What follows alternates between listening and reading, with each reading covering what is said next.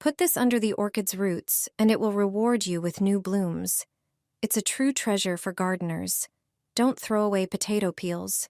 Put them into a small jar and pour warm water over them. They're a free source of potassium, phosphorus, and iron. Leave them for one day.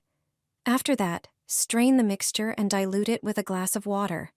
The prepared solution can be used in several ways. Soak a cotton pad in the liquid and wrap it around the orchid stem. A great method to awaken dormant buds. Make sure the compress stays slightly moist. Spraying it once a week is enough.